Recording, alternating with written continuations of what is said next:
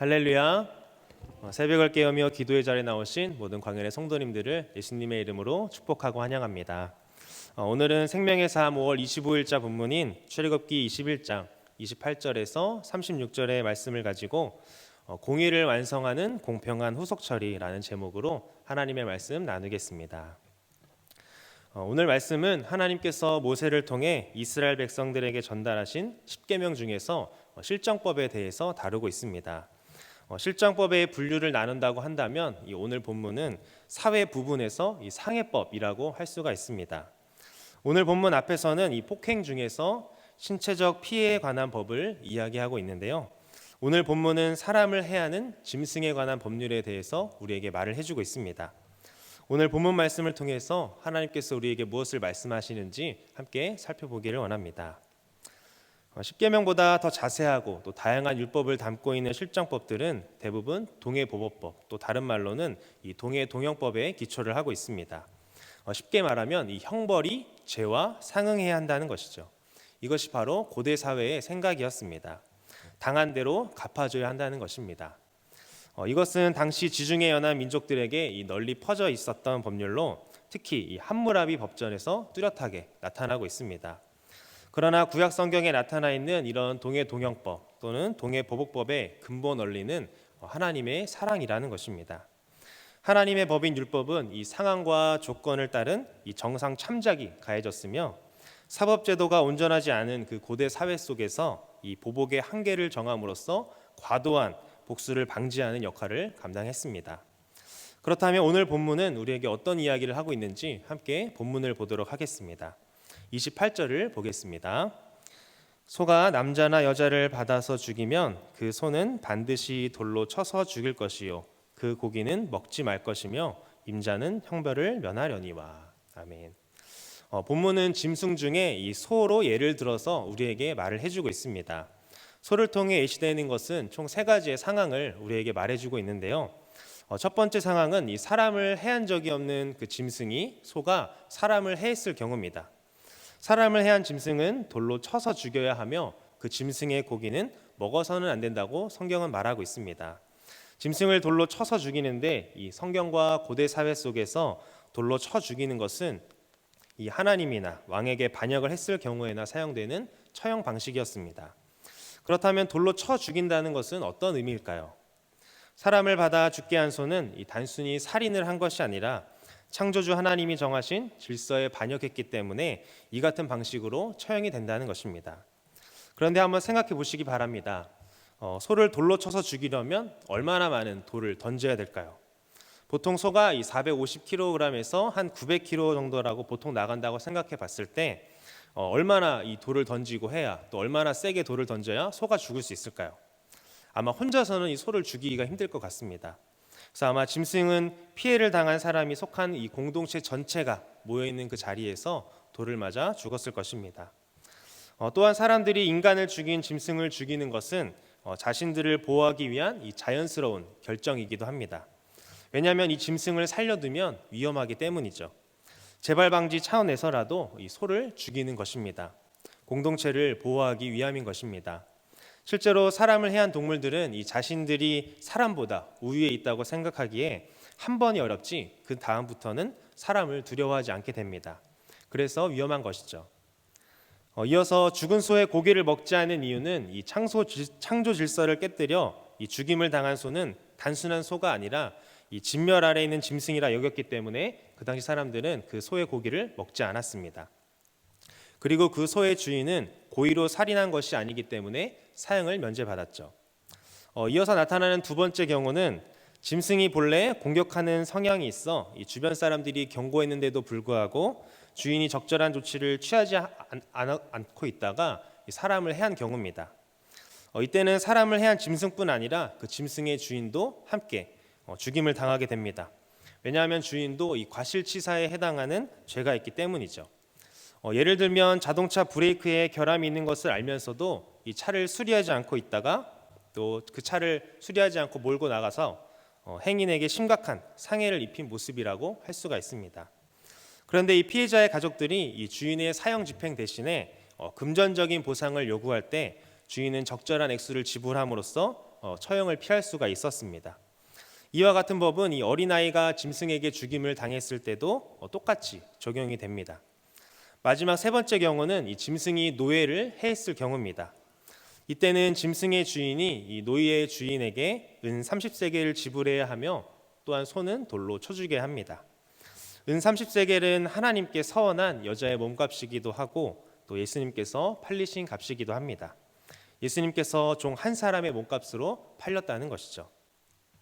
사람을 해하는 이 짐승에 관한 법률에 이어서 본문은 가축 피해에 관한 법률이 또한 나타나 있습니다. 33절에서 34절을 보겠습니다. 사람이 구덩이를 열어두거나 구덩이를 파고 덮지 아니하므로 소나 나귀가 거기에 빠지면 그 구덩이 주인이 잘 보상하여 짐승의 임자에게 돈을 줄 것이요 죽은 것은 그가 차지할 것이니라. 아멘. 여기서는 사람이 판 구덩이에 남의 짐승이 빠져 죽는 경우를 말하고 있습니다. 구덩이는 우물을 가리키는데요. 구덩이를 판 사람은 이 죽은 짐승의 주인에게 이 짐승의 값을 보상해주고 자신은 그 죽은 짐승의 고기를 갖게 됩니다.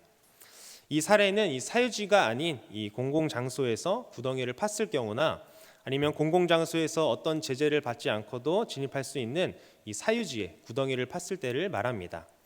구덩이를 판 사람은 그 구덩이 때문에 이 짐승이나 사람들이 뜻하지 않은 피해를 입지 않도록 적절하게 보호하거나 또 가려야 하는 책임이 있는데 이러한 책임을 다하지 않을 경우 과실을 범한 것이라 생각한 것이죠. 이어서 또 35절에서 36절에는 소가 소를 들이받는 그런 경우를 말하고 있습니다. 소가 서로 싸워서 한 마리가 먼저 죽을 경우 두 소의 주인들은 산 소와 죽은 소의 가치를 이등분하여 나누어 가집니다. 그런데 살아남은 소가 과거에도 다른 소들을 죽이고 받는 버릇이 있었다면 소 주인은 죽은 소의 주인에게 이 살아있는 소로 갚고 또 죽은 것은 자신이 가져야 합니다. 무엇을 말합니까? 이 부주의에서 비롯된 사고는 용납하지 않겠다는 취지의 규정입니다. 비록 사람이 부리는 짐승의 행동을 항상 정확하게 예측할 수는 없지만 어느 정도는 짐작할 수 있기 때문에 이 짐승을 소유한 사람은 모든 상황에 적절한 대책을 세워야 한다고 성경이 우리에게 말해주고 있죠. 말씀을 맺도록 하겠습니다. 오늘 본문을 통해서 우리는 두 가지를 깨달을 수가 있습니다. 먼저는 하나님께서 생명을 귀하게 여기신다는 것입니다. 고대 근동 법전들은 이 모든 문제가 발생했을 때 그냥 돈을 주면 그 모든 사건들이 무마되는 것들을 보여줍니다. 그렇지만 하나님의 율법은 주인의 생명까지 요구하는 모습을 우리는 본문을 통해서 볼 수가 있습니다. 생명은 생명으로 대신한다는 것이죠. 그만큼 생명을 소중히 여기시는 이 하나님의 마음이 오늘 이 본문 가운데 들어가 있습니다. 성경에는 이 생명의 존엄성에 대한 강조가 여러 번 나오는데요. 가장 먼저 주어졌던 규례는 이 노아에게 하나님께서 말씀하셨던 명령입니다. 창세기 9장 6절에 나오는 이 피 흘린 자는 피로써 갚겠다는 이 보범률의 법칙입니다. 이러한 법칙이 성립된 근거는 이 사람이 하나님의 형상대로 지음을 받았기 때문이라고 성경은 우리에게 말해주고 있습니다. 물건은 다른 물건을 만들므로써 다른 물건으로 대체가 될 수 있지만 한 사람의 생명은 이 다른 사람의 생명으로 대체될 수 없기 때문이죠. 그 한 사람만의 고유한 생명이기 때문입니다. 사람을 죽인 소를 죽이고 그 소의 고기를 먹지 않는 모습을 통해서 재산보다 사람이 더욱 소중하다는 것을 또한 우리에게 보여주고 있습니다. 또한 소를 돌로 쳐 죽임으로써 이 소가 저주받았다는 것을 보여줄 뿐 아니라 사람의 생명이 소보다도 귀하다는 사실을 오늘 본문이 우리에게 강조하고 있는 것이죠. 또한 본문을 통해서 우리가 깨달을 수 있는 두 번째는 내게 속한 책임을 다하라는 것입니다. 생명을 해칠 수 있는 위험 요소를 간과하고 방치하는 것은 이 들이받는 소를 관리하지 않는 것과 이 구덩이 주변에 울타리를 치지 않는 것과 같은 모습입니다. 신명기 22장 8절에서는 이렇게 말을 하고 있습니다. 내가 새 집을 지을 때에 지붕에 난간을 만들어 사람이 떨어지지 않게 하라. 그 피가 내 집에 돌아갈까 하노라. 아멘. 생명을 소중히 여기며 난간을 만들어 이 생명을 해칠 수 있는 위험 요소를 제거하라고 또 말을 하고 있습니다. 들이받는 소를 관리하는 것, 또 구덩이 주변에 안전 장치를 설치하는 것, 또 집을 만들 때 지붕에 난간을 설치하는 것이 내게 속한 책임을 다하라는 것입니다.